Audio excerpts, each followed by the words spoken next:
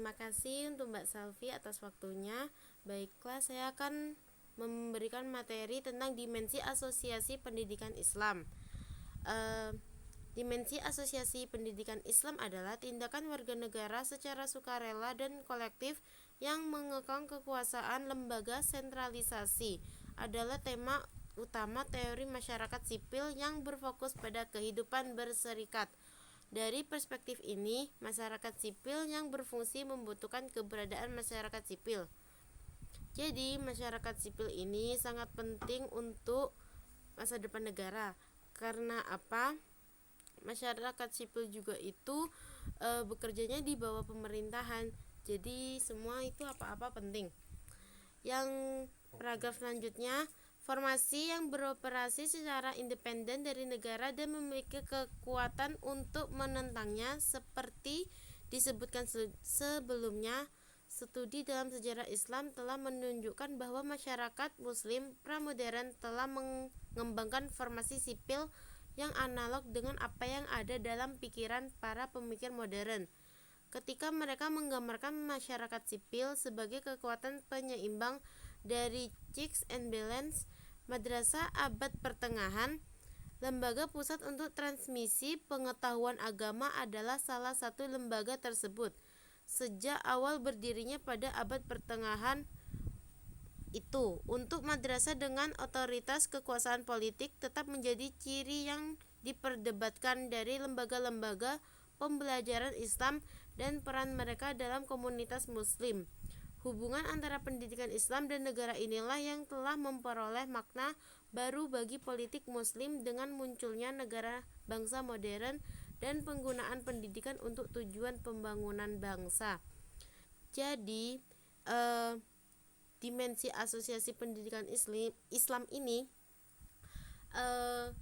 ilmu itu semakin lama ya semakin berkembang dengan seiring mengikuti zaman. Jadi madrasah-madrasah zaman dulu itu ya gimana ya, masih di bawah banget, soalnya itu juga karena sebagian ilmu dari para filsuf-filsuf dulu itu udah hilang dan Islam juga mengalami kemunduran, jadinya itu madrasah masih di bawah. Nah, dengan masanya pramodern ini, Islam itu bangkit dengan ilmu yang ia kembangkan seiring dengan berjalannya teknologi. Yang kedua, hubungan madrasah negara dari abad pertengahan hingga masa kolonial. Peran negara dalam pendidikan madrasah berbeda sepanjang periode abad pertengahan dengan cara yang mencerminkan kekuatan atau kelemahan relatif masyarakat dalam hubungannya dengan negara.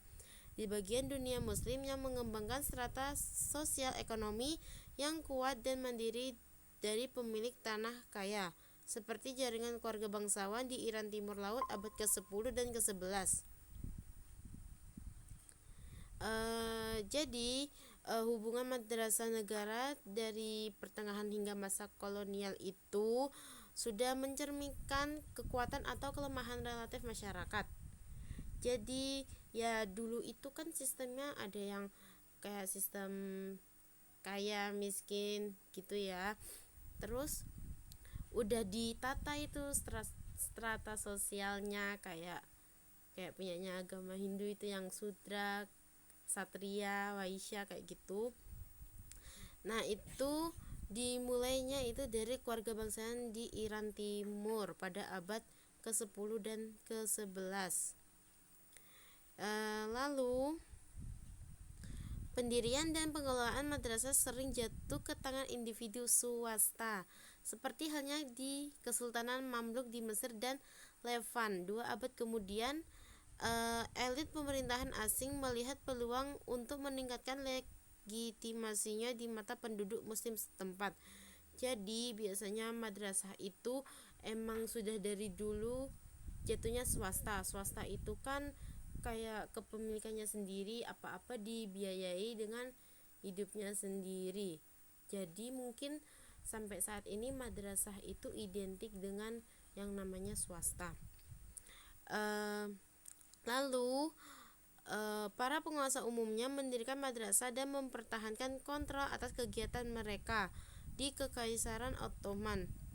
Patronase negara berlanjut hingga abad ke-19 dan ke-20 ketika sebagian besar madrasah terkemuka didirikan dan diawasi oleh negara. Sebaliknya, di sebagian besar Asia dan di bagian lain di luar Kekaisaran Ottoman, madrasah cenderung didirikan atas inisiatif swasta dan dikelola oleh ulama yang dengan hati-hati menjaga monopoli pendidikannya mereka dari campur tangan pemerintah.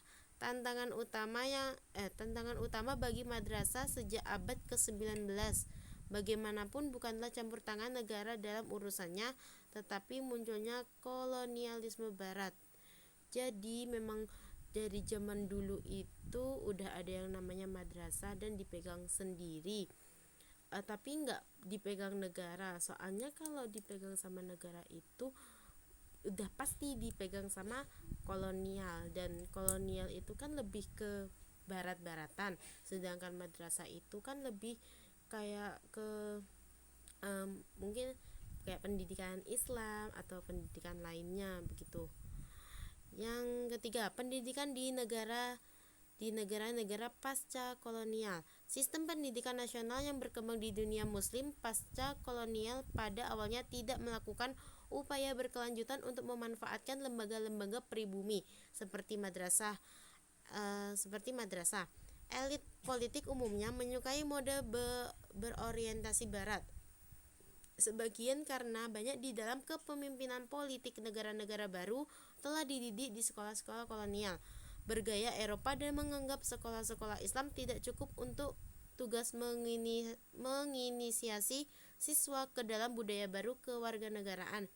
Upaya-upaya sporadis negara dapat dilihat untuk mempekerjakan beberapa sekolah Islam yang lebih bergengsi dalam proses pembangunan bangsa, seperti nasionalisasi Al-Azhar Mesir pada tahun 1961. Jadi dulu itu pendidikan Islam agak dipandang sebelah mata karena apa? Sebagian orang-orang itu mikirnya Islam itu tidak bisa masuk politik. Yang bisa masuk politik itu hanya yang berorientasi barat gitu. Jadi orang-orang itu lebih milih ke sekolah kebarat-baratan gitu. Dan ada upaya-upaya sporadis yang akhirnya membentuk pendidikan politik itu, seperti nasionalisasi di Al-Azhar Mesir pada tahun 1961 untuk beberapa sekolah Islam yang lebih bergengsi dalam proses pembangunan bangsa, agar ya juga Islam itu juga tidak ketinggalan dari sekolah lainnya begitu. Nah, upaya negara untuk menyatukan pendidikan Islam swasta dan publik dipercepat dalam menanggapi kebangkitan Islam, terutama mengikuti dua strategi pemerintah. Di satu sisi meningkatkan proporsi pengajaran agama di sekolah-sekolah negeri, dan di sisi lain mulai menstandarisasi kurikulum untuk sekolah Islam di sektor swasta sebagai imbalan untuk mengadopsi kurikulum negara, dan dengan demikian dibawa lebih dekat di bawah pengawasan negara. Madrasah dapat menerima subsidi keuangan dan pengakuan negara atas gelar mereka. Jadi lambat laun itu madrasah juga semakin dilihat oleh negara. Karena apa? Semakin dengan beriringnya zaman, di dunia itu tidak hanya cukup dengan ilmu duniawi saja. Ilmu dunia akhirat itu juga sangat dibutuhkan. Lalu pendidikan Islam tetap menjadi isu sentral bagi negara-negara muslim, karena tujuan penting dari sistem pendidikan nasional adalah untuk mensosialisasi warga muda ke dalam budaya nasional bersama secara luas. Mereka perlu menengahi antara identitas nasional dan komunal lainnya, seperti yang terkait dengan tradisi agama, Proses pengelolaan wacana dan praktik pendidikan Islam dengan cara-cara yang mempromosikan kepentingan negara inilah yang digambarkan oleh George Starrett dalam sebuah karya ahli tentang pendidikan Islam di Mesir sebagai fungsionalisasi seperti yang ditunjukkan oleh analisis Starrett. Kepentingan pemerintah untuk mengontrol wacana publik tentang Islam tidak serta-merta sejalan dengan promosi keadaban pluralis dalam upaya untuk menopang otoritasnya terhadap kritik dari oposisi Islam. Rezim Mesir menerapkan program pendidikan Islam yang semakin konservatif yang mempromosikan pesan-pesan ramah rezim, alih-alih mengkooptasi dan menyatukan oposisinya di bawah panji Islam versi negara yang sekarang dikodifikasikan dalam bentuk teks dan diajarkan di sekolah-sekolah. Upaya tersebut memunculkan pluralisasi baru, pengelompokan dan pesan Islam. Ruang yang baru diperluas bagaimanapun telah diisi lebih oleh suara-suara konservatif daripada oleh persuasi sipil pluralis. Jadi dulu itu zaman dulu sekolahnya itu mesti ada unsur-unsur dari pemerintahan, apa-apa semua pemerintahan. Nah, tapi dengan datangnya Islam dalam sebuah karya tentang pendidikan Islam di Mesir itu diganti sebagai fungsionalisasi yang semua itu merata otoritasnya terhadap kritik dari oposisi Islam. Jadi dulu itu mungkin kalau yang dari sekolah Islam itu apa-apa kalau saran atau kritik itu mesti nggak diterima kayak begitu. Yang diterima tuh mesti dari sekolah yang mungkin bawahnya pemerintahan, begitu juga. Dan upaya tersebut memang lama-lama emang dimunculkan gitu, tapi lama-lama juga dihilangkan karena soalnya ya ilmu itu kan memang semuanya harus merata gitu. Terlalu implikasi bagi konsep masyarakat sipil. Dalam konteks pembahasan bagaimana pendidikan Islam dikaitkan dengan konsep masyarakat madani, uraian sebelumnya tentang bagaimana pendidikan Islam telah difungsikan untuk melayani kepentingan negara akan tampak problematis, terutama dari perspektif liberal yang menuntut asosiasi masyarakat sipil tetap independen untuk menahan kekuasaan negara. Kegunaan konsep tersebut dalam penerapannya pada pendidikan Islam dibatasi oleh proses fungsionalisasi serta oleh hubungan kooperatif di sekolah Islam telah dihibur dengan negara. Dua tanggapan awal dapat dirumuskan. Pertama, penting untuk ditegaskan bahwa fungsionalisasi pendidikan Islam bukanlah fenomena baru atau hanya terkait dengan agen negara modern. Jadi implikasi bagi konsep masyarakat sipil itu ada konsepnya. Konsep tersebut dalam penerapannya pada pendidikan Islam dibatasi oleh proses fungsionalisasi serta oleh hubungan kooperatif sekolah Islam telah dihibur dengan negara. Jadi kemungkinan itu ya memang dibatasi gitu loh, dibatasi agar tidak ada kayak berbeda pendapat kayak gitu. Makanya mungkin dari pemerintah negara itu ya madrasah atau pendidikan Islam itu gak terlalu dilirik gitu. Fungsionalisasi pendidikan Islam juga tidak selalu atau bahkan secara dominan bersifat politis dengan tujuan mentransformasikan institusi-institusi politik negara dari bangsawan abad pertengahan hingga pendidik reformis. Pada periode pramodern, pendidikan Islam telah melayani kepentingan dan ambisi strategis berbagai individu dan institusi. Yang kedua, pengamatan bahwa sekolah Islam menjalin hubungan kerjasama dengan negara tidak harus segera membuat mereka dicurigai dari perspektif masyarakat sipil. Sebaliknya, pengamatan bahwa sekolah-sekolah Islam pada waktu-waktu tertentu akan memilih strategi kooperatif dalam mengejar tujuan kolektif Mereka mempertanyakan dugaan normativitas penjajaran liberalisme antara negara dan masyarakat sipil sebagai terlalu sederhana. Di sini adalah instruktif untuk mengingat pengamatan Charles Taylor bahwa bahkan di negara-negara demokrasi barat, masyarakat sipil dan negara telah berhubung dengan cara yang kooperatif dan saling mendukung. Jadi kalau di barat itu semuanya itu apa-apa juga didukung sama negaranya, karena memang mereka tuh sekolah berbasis militer atau memang di bawahnya pemerintahan.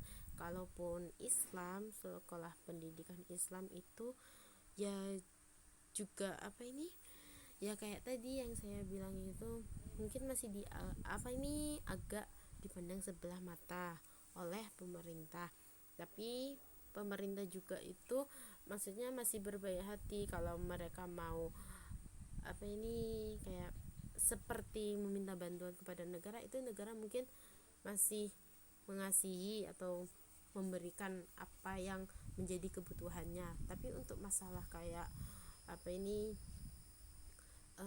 kayak pendapat, kritik, saran itu mungkin juga agak kurang didengar oleh pemerintah. Mungkin itu materi dari yang saya sampaikan. Ada pertanyaan dari mbak-mbak sekalian? Saya izin bertanya, Mbak Ica. Iya, silahkan Mbak. Masyarakat sipil sangat dibutuhkan untuk tujuan pembangunan bangsa. Maaf Mbak, mungkin bisa diulang lagi pertanyaannya? Mengapa masyarakat sipil sangat dibutuhkan untuk tujuan pembangunan bangsa? Baiklah, saya akan menjawab pertanyaan dari Mbak Delia. Mengapa masyarakat sipil itu sangat dibutuhkan untuk pembangunan bangsa? Karena dengan mengembangkan formasi sipil yang analog dengan apa yang ada dalam pemikiran orang-orang masyarakat sipil itu, orang masyarakat sipil itu juga pastinya kan bekerja di bawah pemerintah. Pemerintah itu kan juga kayak gimana ya, semakin lama itu juga semakin tahu apa, mungkin dari berita-berita juga, mungkin dengan berkembangnya ilmu pengetahuan juga. Dan masyarakat sipil itu juga menggambarkan sebagai kekuatan penyeimbang dari checks and balance.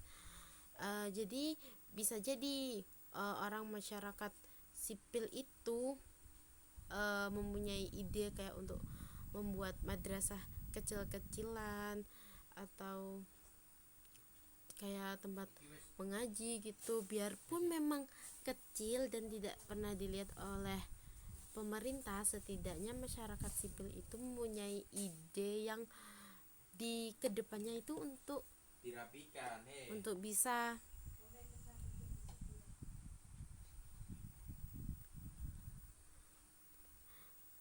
maaf sebelumnya, untuk bisa berkembang di zaman selanjutnya untuk turun temurunnya.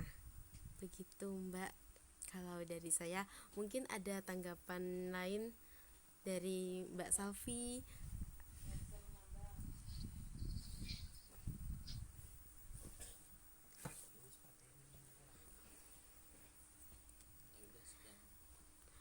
Bagaimana Mbak Delia? Ada tanggapan lain atau mungkin dari Mbak Salvi? Tidak, terima kasih Mbak Ica. Sama-sama. Baiklah, akan saya kembalikan kepada moderator.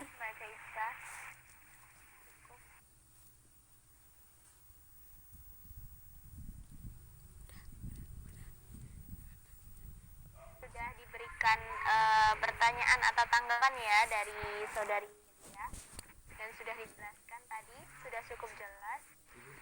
Oke, selanjutnya untuk materi yang kelima itu ada Islamic Education as a Source of Civility akan dipaparkan langsung oleh Saudari Delia Tika Damayanti.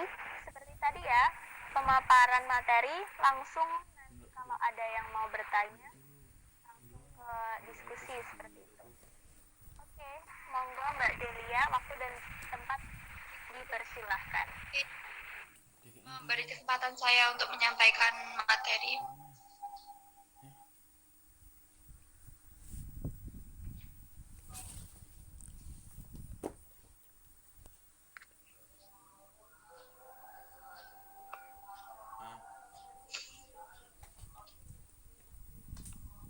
Yang pertama, pendidikan Islam sebagai sumber sosial. Menurut perspektif pertama, pemikiran masyarakat sipil sebagai bagian masyarakat yang dihuni oleh perkumpulan dan suatu komunitas. Perspektif kedua memahami masyarakat sipil dalam istilah normatif sebagai penyedia nilai keberagaman seperti kesopanan dan toleransi.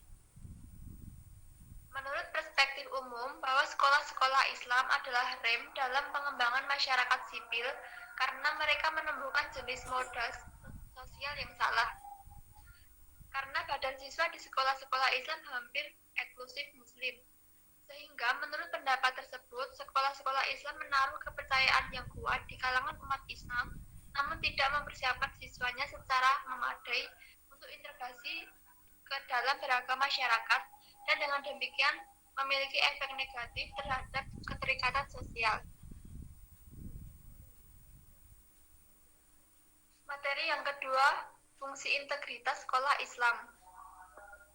Menurut Koleta dan Kulen, tahun 2000, salah satu cara dasar di mana sekolah Islam membantu mengintegrasikan siswa ke masyarakat luas yang harus dilakukan adalah dengan akses terhadap pendidikan yang mereka berikan, dan peluang pergerakan sosial seperti itu memerlukan akses. Meskipun kualitas ini tidak sepenuhnya sesuai dengan gagasan Putnam tentang menjembatani modal sosial, integrasi semacam itu dengan pasar dan negara dapat dianggap sebagai bentuk sosial vertikal. Apalagi di daerah perdesaan, sekolah-sekolah Islam di seluruh dunia menawarkan akses terhadap layanan pendidikan kepada masyarakat miskin yang kurang terlayani oleh sistem negara dan tidak mampu membayar biaya kuliah yang tinggi.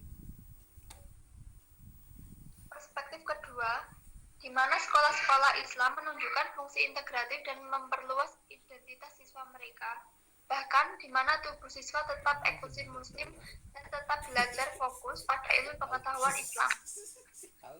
Berasal dari kualitas jaringan pendidikan yang menandai pendidikan Islam. Banyak sekolah Islam adalah bagian dari jaringan yang diperluas, yang meningkatkan kesadaran siswa terhadap dunia yang lebih luas. Bagian besar upaya meningkatkan bentuk pendidikan Islam.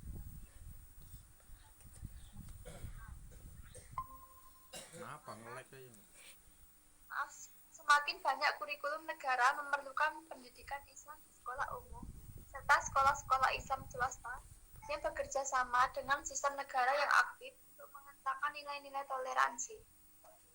Sementara model pendidikan tetap berlaku. Upaya pengembangan model pendidikan dapat ditemukan pada lingkup terbatas di sektor pendidikan swasta juga.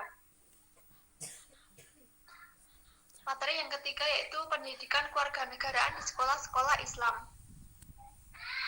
Indonesia setelah reformasi demokrasi yang mengikuti akhir rezim otoriter Presiden Soeharto pada tahun 1998, dua jaringan terbesar di sekolah-sekolah Islam di Indonesia mengembangkan program pendidikan kewarganegaraan dan ambisius yang baru.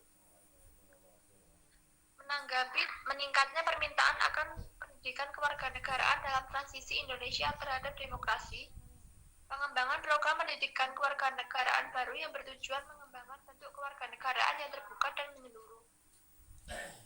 Di dalamnya ada metodologi instruksi, pembelajaran partisipatif, dan pemikiran kritis yang bertujuan untuk memperbarui pengalaman belajar siswa.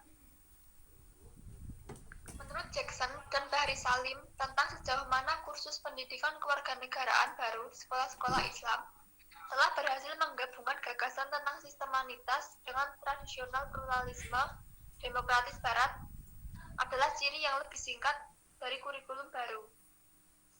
Kemudian, sekolah-sekolah Islam berupaya dalam memperkuat masyarakat ke arah kesenjangan generalisasi yang luas yang harus memberikan kesempatan kepada penyelidikan yang lebih bernuansa tentang jenis nilai dan norma-norma sekolah Islam yang spesifik serta konteks yang lebih kuat yang akan menghasilkan mereka masyarakat yang luas. Materi yang keempat adalah ikatan versus breeding. Efek yang dikembangkan oleh kelompok homogen internal yang diselenggarakan seputar minat mereka sendiri terhadap disposisi normatif anggotanya jarang mudah dilakukan oleh Robert Bosch dan Nancy Rosenblum. Banyak dari kelompok ini dapat mengikuti beberapa prosedur deliberatif secara internal yang menghidupkan kewarganegaraan demokratis. Masih ada kelompok lain yang struktur internal kurang egaliter, memberi suara pada posisi yang terpinggirkan, yang pada gilirannya dapat menyebabkan keterbukaan yang lebih besar pada bagian anggotanya untuk terlibat dalam kegiatan kolaboratif dengan orang luar. Begitu mereka yakin bahwa posisi mereka terdengar publik. Apa yang ada di balik kecenderungan untuk menolak kontribusi sekolah-sekolah Islam yang dilakukan ketika masyarakat sipil adalah asumsi normatif yang penting bagi liberalisme politik bahwa demokrasi memerlukan rangkaian umum bebas agama.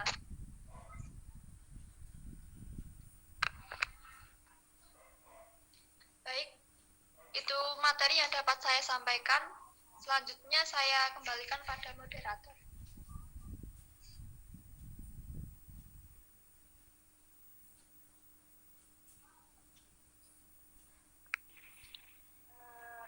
Izin bertanya ya, Saudari Celia.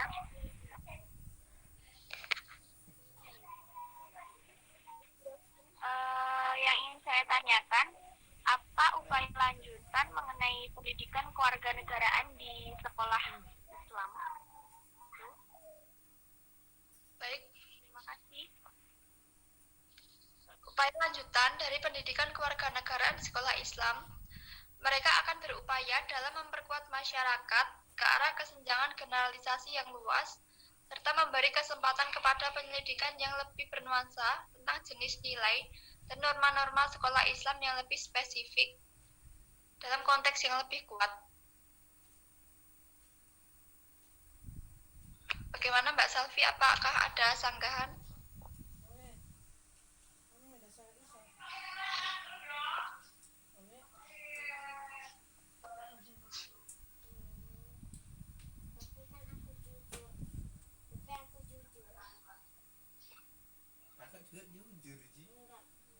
Bagaimana Mbak Salvi? Apakah ada sanggahan?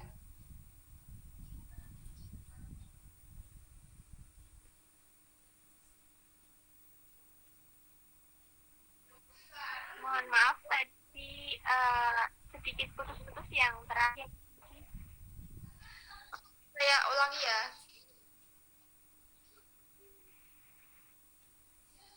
Upaya selanjutnya yang akan dilakukan pendidikan kewarganegaraan di sekolah-sekolah Islam adalah memperkuat masyarakat ke arah kesenjangan generasi yang luas, serta memberi kesempatan yang lebih bernuansa tentang jenis nilai dan norma-norma sekolah Islam yang lebih spesifik dalam konteks yang lebih.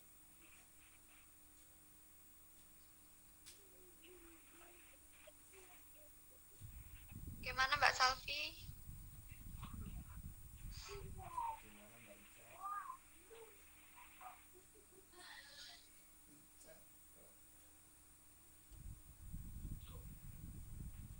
Oh ya. Baik, terima kasih paparannya, penjelasannya Mbak Celia. Oke. Kita lanjut ke materi yang ke-6 ya, atau materi yang terakhir, yaitu tentang Islamic Schools of Democracy. Nah, di sini akan saya paparkan mengenai materi yang terakhir ini atau materi yang ke-6 yang akan kita bahas pada kesempatan kali ini. Bentar ya.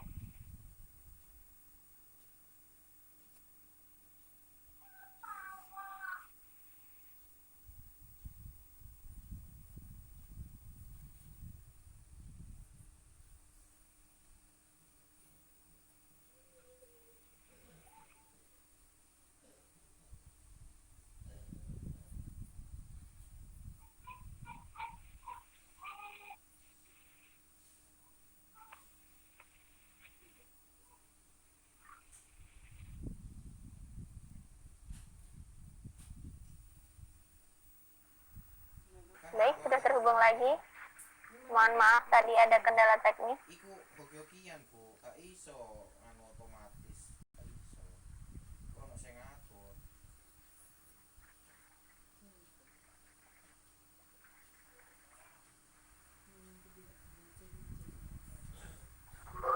Akhir atau materi ke-6 yang akan kita bahas kali ini adalah Islamic School of Democracy atau sekolah Islam sebagai sekolah demokrasi. Di mana demokrasi sendiri sudah tahu teman-teman apa itu demokrasi, negara yang demokrasi. Oke, demokrasi itu bergantung pada seperangkat nilai-nilai sipil yang mendasarinya dan bahwa masyarakat sipil adalah sekolah di mana norma-norma, sikap, dan perilaku dipelajari, dipraktikkan, dan direproduksi adalah fitur utama dari ide masyarakat sipil. Meskipun bukti empiris dari contoh di mana pendidik Muslim cukup mampu menghubungkan program pendidikan mereka dengan norma-norma sipil toleransi, kepercayaan, dan kesetaraan, skeptisisme umum tetap bahwa sekolah Islam dapat menjadi sekolah yang layak dari kapal warga negara yang demokratis. Nah, lanjut di sini ada sub materinya menilai kembali paradigma sekularisasi. Diktum liberal tentang ruang publik yang bebas agama dijabarkan dengan sangat meyakinkan oleh filsuf besar liberalisme politik John Rawls yang menetapkan bahwa pemerintahan demokratis karena kebutuhan mengambil kebenaran agama dari agenda politik. Ide bagaimanapun bahwa semua kecuali manifestasi sekuler agama berada dalam ketegangan yang tak terhindarkan. Demokrasi bukanlah hal baru. Ini telah dibawa melalui banyak pemikiran barat sejak zaman pencerahan dan telah menjadi pokok teori sosial modern dan prediksi empiris Durkheim dan Weber ke resep normatif liberalisme politik seperti yang diungkapkan dalam karya Rawls dan untaiannya yang berpengaruh dari sifat politik. Pengkajian ulang terhadap paradigma sekularisasi telah menghasilkan cara-cara baru dalam mengkonseptualisasikan hubungan agama dan demokrasi.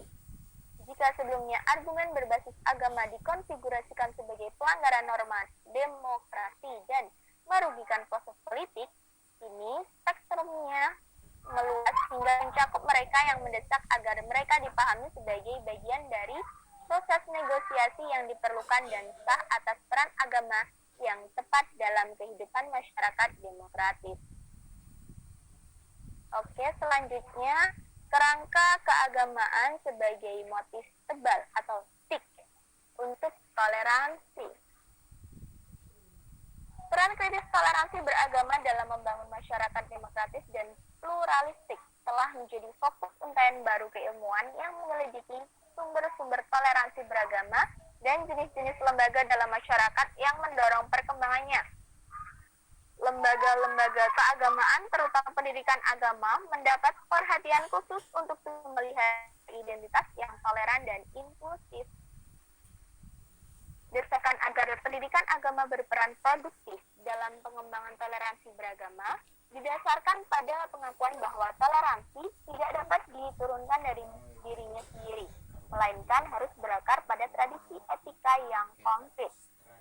Pencarian motif toleransi yang tebal atau fixed motif berimplikasi langsung pada teori dan praktik pendidikan agama.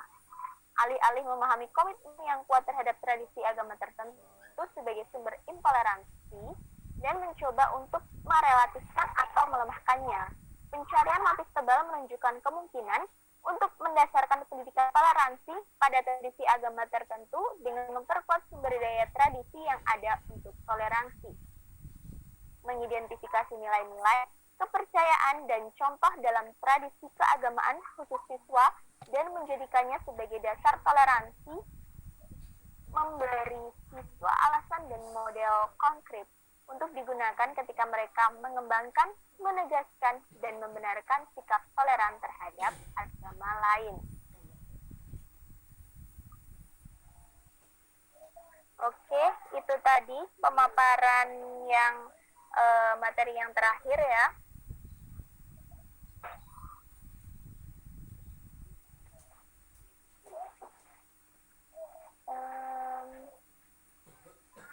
Untuk selanjutnya mungkin akan saya berikan kesimpulan ya terhadap diskusi kita kali ini. Kesimpulan juga kita ambil dari handbook sebagai berikut. Meningkatnya relevansi publik dan politik Islam di seluruh dunia kemungkinan akan memastikan bahwa pendidikan Islam sebagai situs di mana interpretasi dan penggunaan Islam dinegosiasi.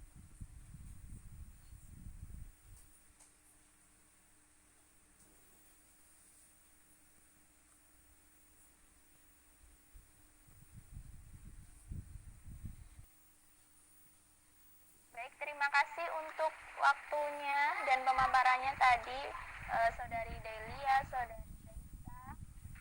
Kita akhiri sampai di sini diskusi kita. Mohon maaf apabila banyak kekurangan dan kesalahan ya dari saya selaku moderator. Pamit undur diri. Wassalamualaikum warahmatullahi wabarakatuh. Waalaikumsalam warahmatullahi Waalaikumsalam. wabarakatuh.